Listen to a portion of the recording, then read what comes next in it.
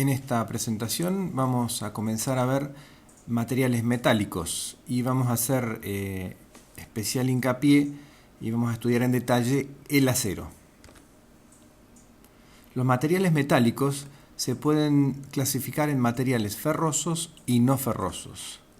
Los materiales no ferrosos son aquellos que no tienen hierro en su composición, y como ejemplo de algunos de ellos tenemos la plata, plomo, aluminio, titanio, cobalto, cromo. Pueden ser metales puros o pueden ser aleaciones. Los materiales ferrosos son aquellos que tienen como principal componente al hierro. El acero es un material ferroso y es una aleación. Una aleación es una mezcla de un metal con otro elemento o dos metales, dos o más metales. La composición del acero está hecha por hierro y carbono hasta el 1,7% de este último. Aquí tenemos la composición del acero. La variación del porcentaje de carbono hace que cuanto más carbono tenga el acero, más resistencia mecánica va a tener, menos tenacidad y menos trabajabilidad. Va a ser más difícil trabajar con el mismo. Cuanto menos carbono tenga, por lo tanto, va a tener menos resistencia mecánica, pero va a ser más tenaz y por lo tanto va a ser más fácil trabajarlo. La fundición es un caso especial del acero. Cuando esta aleación de hierro y carbono tiene más del 1,7% de carbono, se llama fundición. Las principales propiedades son una altísima resistencia mecánica, pero una muy baja tenacidad y es muy difícil de trabajarlo. Vamos a ver, para ordenarnos un poco, algunos ejemplos de tipos de acero.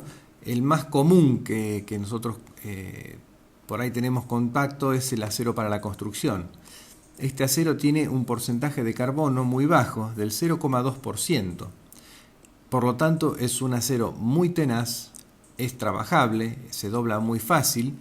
Por eso es que en piezas de pequeña sección se puede doblar a mano el material, y su resistencia mecánica, por el momento vamos a decir que es de 4.200 kilogramos por centímetro cuadrado. Después más adelante vamos a estudiar más en profundidad esta propiedad. El acero para perforaciones, que es casi el opuesto al acero para la construcción, tiene un porcentaje de carbono alto, del 1,5%, es muy poco tenaz y su resistencia mecánica es de 15.000 kilogramos por centímetro cuadrado. Se utiliza principalmente para perforaciones de pozos de agua o perforaciones de petróleo, en forma de barras como estas que están acá o en forma de cañerías, de tubos. Vamos a ver algunos tipos de acero, según la forma en que ellos llegan a tener su forma final y cómo se lo fabrica. El acero forjado es aquel que requiere la forma mediante golpes. Por lo general se lo calienta al rojo vivo, como tenemos aquí. Y bueno, esta es una de las formas más primitivas de darle forma al acero. El acero moldeado es aquel que adquiere la forma vertiendo el acero en estado líquido en moldes, como vemos aquí, esto que está cayendo es el acero totalmente fundido. Lo mismo ocurre aquí. Y ejemplos de piezas de acero moldeado son, por ejemplo, algunas llantas de autos, algunos cuchillos, algunos elementos de mecánica como estos y algunas herramientas. El acero laminado en caliente es aquel acero que se pasa al rojo vivo por una serie de rodillos que le dan forma. Aquí tenemos una plancha de acero al rojo vivo que viene desde el interior de la fábrica, y al pasar por una serie de rodillos después va a adquirir la forma final. Aquí tenemos ya dentro de una de las máquinas esta lámina de acero que después empieza, al pasar por rodillos, a tener distintas formas. El acero laminado en caliente puede tener, por ejemplo, estas formas que tenemos aquí, como la de los tubos estructurales, las barras para hormigón armado, perfiles laminados, como se los conoce comúnmente, como en este caso los perfiles U, como estos que tienen una forma de U, o perfiles I o doble T, como este que tenemos acá. Después tenemos también el acero laminado pero en frío, ya no recibiendo altas temperaturas, sino que ya el acero cuando está totalmente frío se la pasa por máquinas que lo van curvando y le van dando distintas formas como tenemos aquí. Al variar la distancia entre estos rodillos, la pieza de acero va a adquirir distintas formas. Este es un tipo de acero que requiere mucha menos cantidad de energía y se fabrican casi todas las mismas piezas que el acero laminado en caliente. El proceso, como habíamos dicho, requiere menos energía que el laminado en caliente. El acero trefilado es un acero que se pasa por máquinas que reducen su sección mediante grandes presiones que se hacen sobre el acero. Aquí tenemos un esquema de cómo va funcionando y la barra de acero, en general se hace con barras, se va presionando y haciéndola pasar por una máquina especial que le va achicando su sección. Aquí tenemos otro ejemplo de esto y aquí tenemos la vista de las máquinas trefiladoras. La pieza aquí está pasando por aquí con una sección y sale con otra sección. El ejemplo más común de este acero es el alambre con el cual se hacen algunos cables o estos rollos de alambre.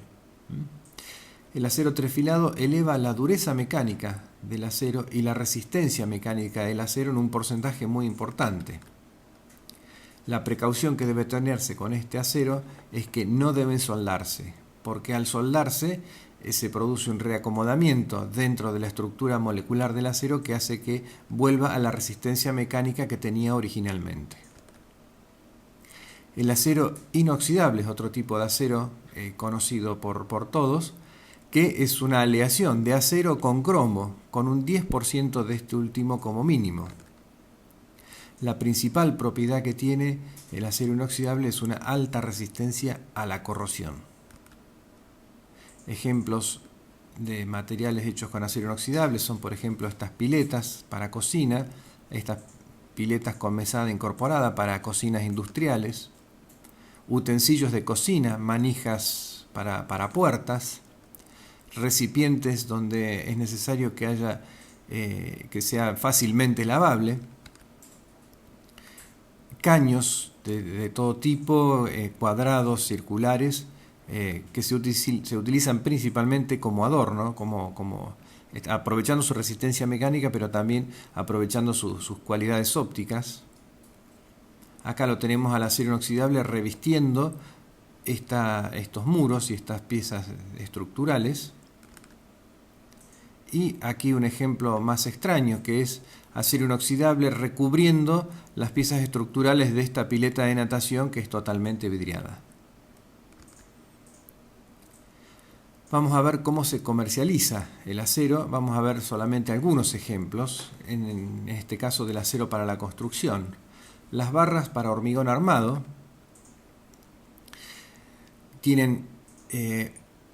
son cilindros de un largo estándar de 12 metros. Se las corta de este largo porque es el largo con el cual pueden entrar dentro de los camiones, y los diámetros en milímetros son estos, de 4,2 a 25 milímetros. Existen diámetros mayores, pero hay que pedirlos especialmente a fábrica.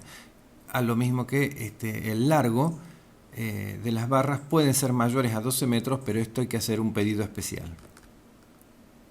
La superficie de las barras de hormigón armado son estriadas, no son lisas, y esto le da adherencia al hormigón, que es lo que se busca en estas barras. La indicación del diámetro y la resistencia mecánica están estampadas en las barras. Aquí tenemos el diámetro y aquí tenemos la tensión, la resistencia mecánica del acero, que en este caso se la llama como tensión de fluencia, en unidades distintas a las que hemos visto nosotros. Los usos de que se le da a este tipo de acero es en estructuras de hormigón armado y aportan resistencia mecánica a la tracción de las piezas estructurales.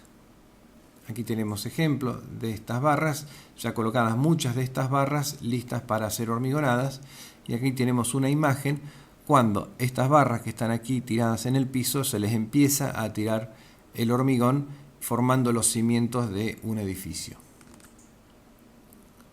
El tipo de acero de las barras para hormigón armado es laminado en caliente. Generalmente es laminado en caliente, que es soldable, y también puede ser trafilado, pero hay que tener en cuenta que no es soldable este tipo de acero. Vamos a ver chapas. Las formas y dimensiones de chapas para techo normalmente son estas, de un ancho normal de 1,10 metros, el largo normal es de 12 metros y el espesor es variable. El espesor es variable porque se mide en un sistema que es inglés, el sistema BWG, y aquí vemos que cuanto más alto es el número, más delgada es la lámina. Es decir, una chapa calibre 26 mide 0,46 milímetros, más o menos medio milímetro. Las formas de las chapas pueden ser lisas, con alguna forma, como estas chapas para techo que encontramos distintos modelos. Aquí tenemos una serie de ellos, los más comunes. Aquí tenemos la chapa ondulada o sinusoidal, la chapa trapezoidal. Hay chapas que imitan tejas, como estas que tenemos aquí o estas. Hay chapas que tienen una forma especial por la cual no tienen perforaciones.